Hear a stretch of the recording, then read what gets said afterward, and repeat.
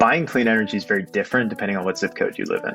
And so I wanted to build a one-to-many solution. You could live anywhere, Kentucky, DC, Maryland, and still access the ability to decarbonize the power you're using. Welcome to Climate Positive, a podcast produced by Hannon Armstrong, a leading investor in climate solutions. I'm Chad Reed. I'm Hilary Langer. I'm Gil Jenkins. In this series, we host candid conversations with the leaders, innovators, and changemakers driving our climate-positive future. This week, we caught up with Kiran Bhatraju, CEO and founder of Arcadia, a tech company that allows consumers to opt in to clean energy. Arcadia purchases energy from some of the community solar projects Hannon Armstrong has financed. So it's fun to learn more about what this looks like on Arcadia's side as they work to decarbonize the grid.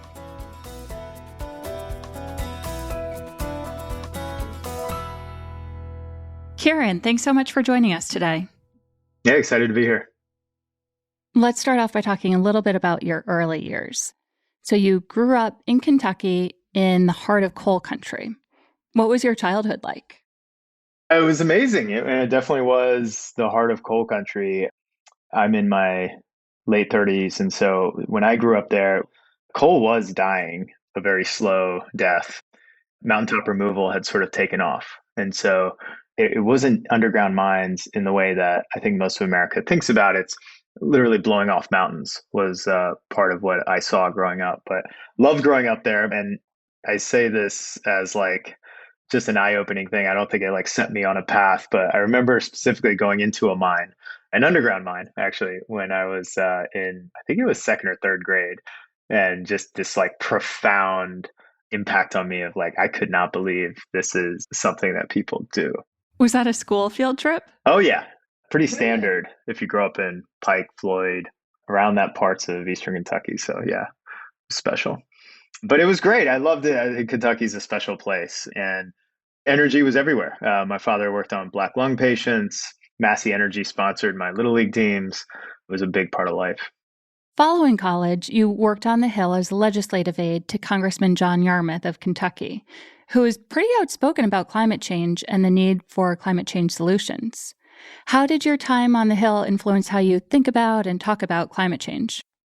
Yeah, so John actually represented Louisville, Kentucky, which is sort of the biggest city in the state. And so it was kind of easier for him to be talking about climate solutions.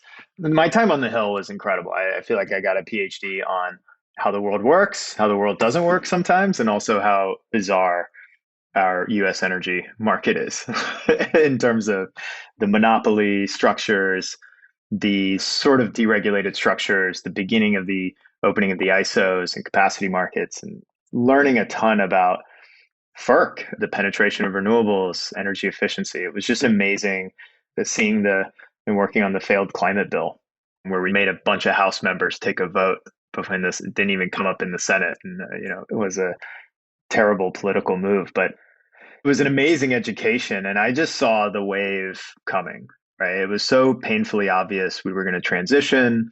It was so painfully obvious how massive the transition was going to be in terms of power in a figurative and literal sense, who was going to own the future power grid and who was going to manage it and how it was going to be distributed and clean, and just what that meant for the economic change. And so I left Capitol Hill to actually start a business in energy efficiency. Through that, learning a ton about going even deeper into energy markets, capacity markets, working with utilities in some cases, selling to utilities, which is incredibly painful. All of that sort of led up to creating Arcadia. For those who aren't familiar with Arcadia, could you briefly describe the business model? Absolutely. So we're a software business. We're a technology company, and we built what we call a digital infrastructure platform. So we don't own assets. We don't take positions in the market. We don't actually build any of the solar projects we manage. We've built a very thin software and data layer that provides tools to energy innovators, solar developers, rooftop solar, storage, EV, all the companies that need the various tools and data and services that the traditional utility offers. So data, payments and billing, analytics, rates and tariffs, and obviously easy access to clean energy. Like a lot of my colleagues at Hannon, I am a happy Arcadia customer. And from my perspective, it's just an easy way to get cleaner power and save a little money. But I know that there is a lot that goes on behind the scenes. Could you talk a little bit about how you developed this customer experience that we see today?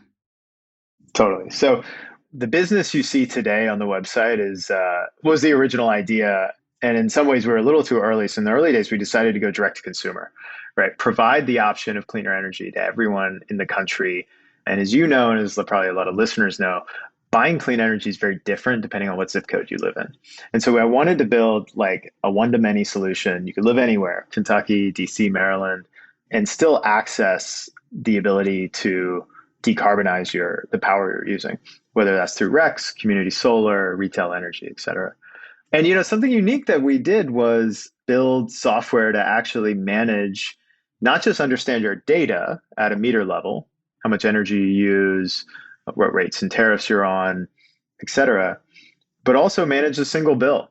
I think that's actually one of the more interesting and more important things we're doing, and actually as it applies to community solar, is simplifying the process. Most Americans know one thing about their home energy, and it's that they pay a bill every month. I don't know what the hell a kilowatt hour is. They couldn't tell you how anything works. And that's okay. That's like where we want to meet people, is like, here's the behavior, here's the thing you do.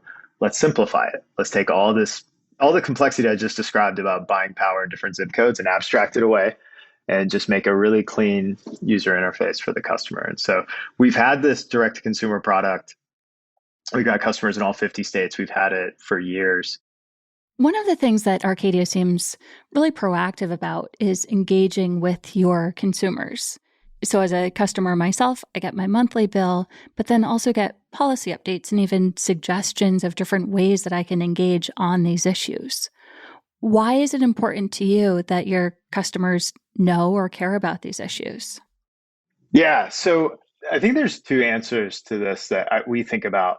One is nobody has any clue, specifically when it comes to community solar. People still don't know what it is, right? There's still like so many question marks. They think it involves a power plant on their roof or on their property, or they'll have to sign 20-year agreements, have the best credit score. And so in a lot of ways, we've had to educate the market. We've had to simplify things. I think one of the things that I'm most proud of is, and I think the entire industry has adopted it at this point, is extremely flexible terms for community solar specifically. We've ripped away the long-term contracts, the cancellation fees, the super high credit scores, because we have data to help underwrite that customer. And so we've taken away a lot of the complexity. Community solar is incredibly unique because it's fungible, right? You can move customers in and out. It's not stuck to your roof. You could live in an apartment and we can manage that. But we spend a lot of time thinking about to what extent we should engage customers and when. Some customers simply want cleaner energy. Some customers want cheaper energy. They may not even care about the clean part. And then we have customers who want to be extremely active. They want to reach out to their public service commissioner, and they want to reach out to their state legislator to say, hey, expand this program. And we want to give them the tools to do that. I think that's important. You've seen consumer tech companies like Uber and Airbnb do this with incredible success. When customers like and want a product, especially in our sort of highly regulated markets, then we should activate them to make that impact if they want. And so I would say I've always been surprised by the spectrum of customers we have, both political leanings, left and right, just want to pay by credit card. That's the reason they sign up. Want cleaner energy, obviously, and will advocate for it politically. And those that just love the fact that they're saving 5 to 10% on their bills and don't need to know anything else. And so I want to be able to speak to all those communities. You mentioned that community solar is often misunderstood. What do people get wrong about it? They just equate it to rooftop solar. I think probably a lot of people listening to this podcast and a lot of consumers still, what they've known for almost 2 decades is a power plant on the roof, a high credit score, a 20-year contract, cancellation fees. And the analogy just breaks down so dramatically because community solar's offtake is fungible. And what that means is if you move, I can slide someone else in automatically. That's the work we do, right, to optimize the asset. And it just dramatically changes how to underwrite an asset. Because ultimately what you're as let's say someone in finance is underwriting, is how good is the subscription manager to refill? How many customers are in the utility territory that could do that? That is the thing you're actually underwriting. Is it a significant savings opportunity for the customer? We have never had below 100% subscription on the hundreds of megawatts we manage. We've been doing this for 4 years and actively in the community solar market. And I think that's really important. Like, we have a strong track record to show that there's no revenue risk because of the fungibility. And so that's one of the big misconceptions, I would say, from the finance side. It's really its own asset class in a lot of ways. I think it's much safer than C&I solar and even resi rooftop solar because of that fact. Is you've got this amazing distribution asset, you get the economies of scale, and the offtake's fungible, so you're sort of protected if your subscription manager is good enough. And so I think it just gets equated too often to what people know rather than sort of looking at it as its own asset class. At Hannon Armstrong, as you know, we provide financing to get some of these community solar projects off the ground.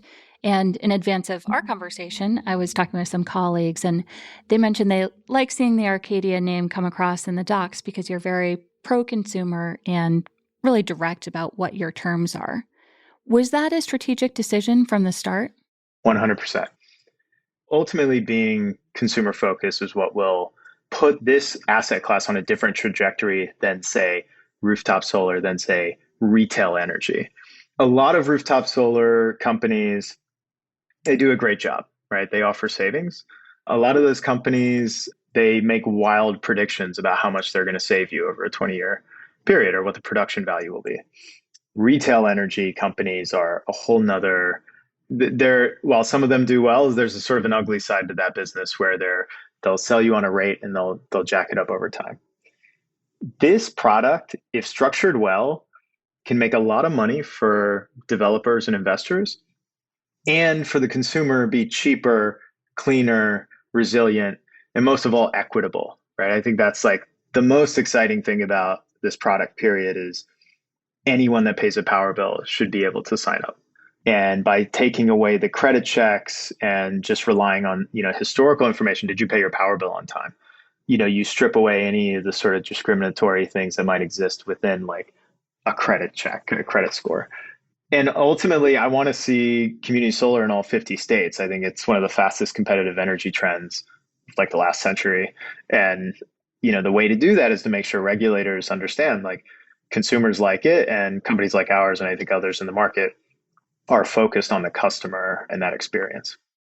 When you testified before Congress last year, you emphasized the importance of community solar for lower income families.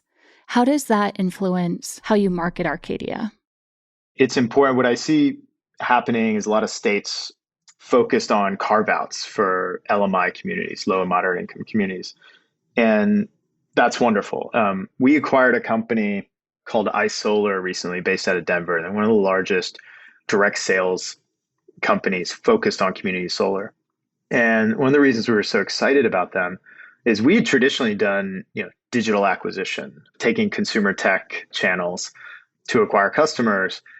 And what we found is that was difficult for LMI communities. It was hard to sort of be able to get in front of different communities. And so iSolar was exciting because they gave us a way to sort of be able to expand who we bring in as well. But look, a lot of states are creating carve-outs, and I think that's great. I think it's a product that it could have gone a different direction, where it could have just been the same customers that were thinking about doing rooftop solar. And I think we would have really missed like a big opportunity around an equitable transition. And so we've been really active in markets where, and with developers who have projects slotted for LMI communities across Jersey, Maryland, New York, et cetera. Some representatives, of course, still oppose renewable energy legislation. And the go-to knee-jerk refrain is that the legislation would kill good coal jobs. Coming from Kentucky, I imagine you have some credibility in this area. How do you reply to them? There's no jobs left to kill. That was one of the things I actually said to one of the Republican staffers. There's a utility scale project going up in Harlan County, actually, right now. More people are employed by solar in the state of Kentucky than coal. And people don't realize this. There just are not, the jobs are completely gone. And so it's really a false herring. During the testimony, this question came up exactly like you described. And it's surprising to me that a lot of lawmakers still hold on to this when there's just such an incredible economic development story for the communities that have done renewable energy projects. Like most community solar, the developers and like listening to this will know this well. Like most of the solar projects are going up in rural areas. They're going up on unused farmland. They're helping out communities that maybe don't have many options left. And so none of these things are ever black and white as much as our politicians want to make it out to be. So, and I think that message has been carrying through. I think a lot of folks on the Republican side of the aisle, actually in the state legislatures, have been really supportive of community solar. It's been great to see. Are there any states that you're especially excited about in terms of progress on community solar? Totally. There's been some expansions in the last year, Maryland and Illinois specifically, which has been exciting to see. So they got a program up. They realized how big the consumer demand was, or even the demand from the developer side, which you've seen in Maine is just explosive interconnection queue. So that's been great. Seeing Virginia and New Mexico, in my opinion, from a political perspective, these fully vertically integrated monopoly states like Minnesota, like Colorado, introducing this competitive energy trend is great to see. And I'd love to see more of that and not just make this sort of a product that's available in the already deregulated markets. So that's been exciting. I know there's a lot of momentum in places like Pennsylvania, Wisconsin, Ohio. And, I fully expect in the next few years, another dozen states to actually pass legislation. That's great. And in states where there isn't currently legislation, how does Arcadia work? Yeah, so we have, like I was saying earlier, we use whatever's available. So if they don't have community solar, we will sort of package a renewable energy certificate to a customer's bill. And if they have a competitive market, we'll find the best retail energy plan for them. Those have been sort of our methods to date. We really focus on community solar though, because it's just such an incredible product. Consumers absolutely love it. And I say this to our team internally. I don't think there's no better retail energy product in America than signing up for cheaper, cleaner, local clean energy. I know your team's been increasingly focused on data and data-driven analysis and energy efficiency to drive decarbonization. Where do you see the biggest opportunity in that space? Our fundamental thesis is everyone is sort of missing a huge piece of the decarbonization puzzle, especially in the built environment. And that's just data at a meter level. What is going on in a home or building, a commercial building? How are they using energy? What rates and tariffs are available? What's the carbon intensity? And this stuff's all siloed, right? There's, thousands of utilities, all of them with different structures. And we've built this platform to unlock this data. It's been wildly valuable for community solar because I could give you, 6.5 kilowatts of solar capacity because we see that in your historical usage. And then we could give someone else 15 or 20 because they have a hot tub and a pool or, and we can manage that. That's just one example of why I think we've had such an advantage in community solar, but that applies to like electric vehicles and optimization, energy efficiency in a building, load shifting, and finding the best times to discharge a battery. So we have over 100 partners actually on our platform across electric vehicles, solar, storage, smart home IoT, who are all finding new ways to either, one, increase their lifetime value per customer, lowering their cost to acquire, or just providing a better experience for the consumer. And, we've been expanding, with the acquisition of iSolar, we've been expanding into commercial, small commercial and large commercial as well, customers. We've really been focused on residential, but recently in the last year, started moving more into the commercial market. And especially for community solar, we've been able to do the full stack, commercial anchors, SMB customers, or residential customers for projects. Does this emphasis on data change the user experience? It's a good question. Like one thing we struggle with is how much do consumers actually want to know and act on it. So the data is really useful for third parties, right? Like our solar developer partners, as an example, they're the ones using the data. I don't expect a customer to like look at their energy usage more than once, maybe a quarter a year. The whole promise is if we unlock this data, third parties can deliver better products, more optimized products, better services. Like the whole idea, there was a whole rash of companies like a decade ago that were like asking customers to change their behavior and do things. And I can barely manage paying bills on time. Like having to do an analysis of my kilowatt hour usage is a little crazy. So the whole idea here is like unlocking that data for third parties so they can be the ones to deliver better experiences and just make the consumers' lives easier. So you don't see the consumer looking at an Arcadia app and trying to figure out when they're going to charge their car, for instance. No, I want to do it for them. I want to give them a very basic option that is, do you want the cheapest charge or the least carbon intensive charge? There's always going to be a segment, and probably the people listening to this podcast are that segment of people that like actively change their Nest thermostat every 15 minutes according to some price change. But that's just not 99% of America.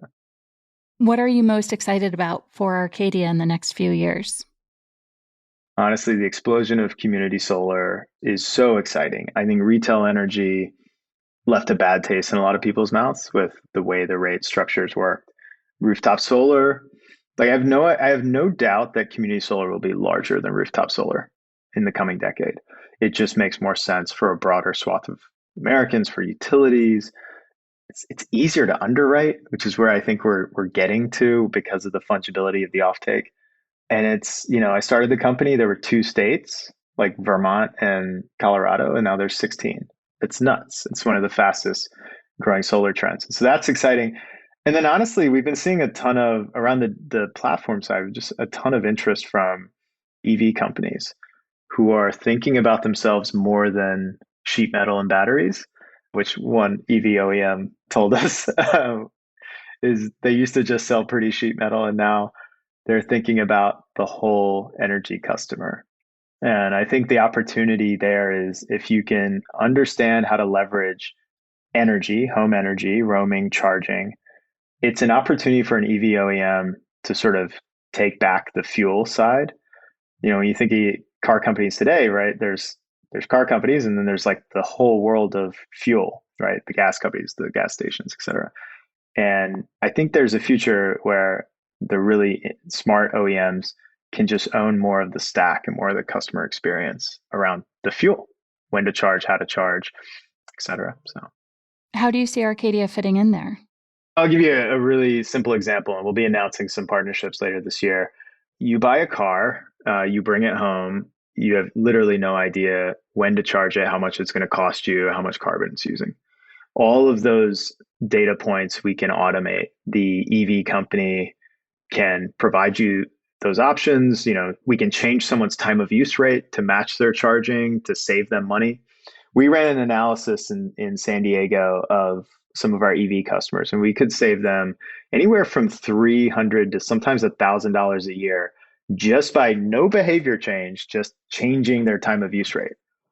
They exist, just nobody knows that time of use, what they can do with it. And then the math of like, how much am I going to save on rate 7 versus rate 9?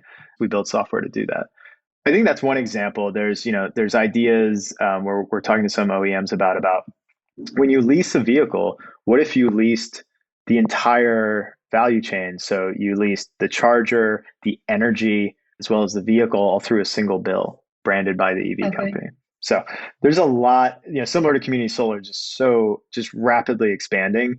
Also a lot of consumer education that still has to happen, but incredibly exciting stuff. That's awesome. I want to switch now to the rapid fire fill in the blanks.